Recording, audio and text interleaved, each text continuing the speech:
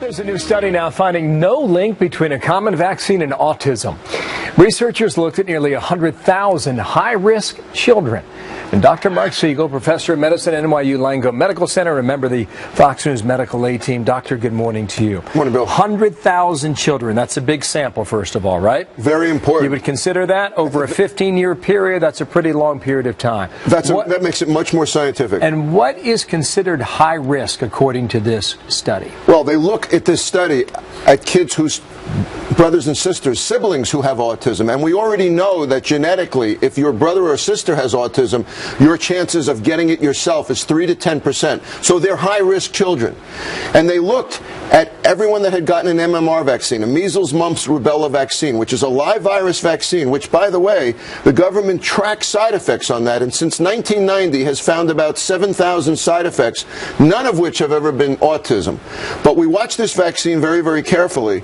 And the ones that were in the high-risk group that had got the MMR vaccine did not show an increased incidence of autism. Looking at 100,000 kids, there was no increased incidence of autism, no increased incidence of a brother or sister had it. This is very dramatic, and it adds to previous studies and many, many research studies that have never shown a connection between the MMR vaccine and autism. This is the biggest yet. So you're a believer in this, right? First of all, as a doctor. Hugely a believer in this. How does this change the game if indeed this holds up? I think the game here that we're involved with is trying to calm parental fears, because there's an increased incidence in autism, and parents have a right to wonder why. 1 out of 68 kids are diagnosed with autism now, and we think part of that is that we're on the lookout, but that's not the whole answer. So something in the environment is causing that increased risk. What is it? We want to know. Parents want to know.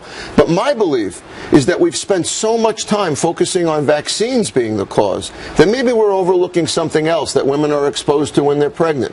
Stop with all this money on the vaccine trail, because we're overlooking something else. But autism itself is still on the increase, correct? Huge. 1 out of 68 kids. It hasn't leveled off. It's not in retreat, correct? We need to diagnose it early. We need to treat it. We need to intervene. We need to be sensitive to parents.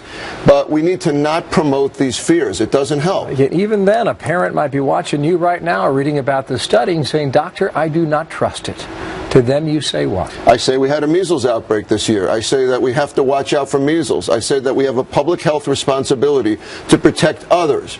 Now, we also should be looking at the MMR vaccine and saying, should it be bundled together like this? Should it be given at, measles, mumps, and rubella? Should it be given at the ages it's given?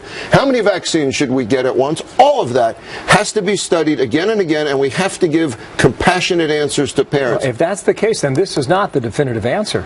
I think it's very close to the definitive answer. You do? Yes, but I want more research in a genetic direction. Because again, it might be that certain kids are more prone to side effects, but there's no evidence that they're prone to autism. And I think, from my mind, it's time to put that away. Wow, okay, I think Mark. it's a safe vaccine. I think it's an extremely important life-saving vaccine. Dr. Mark Siegel, part of our Medical A team. Thank you, sir. Good to see you, Bill. All right, Martha, what's next?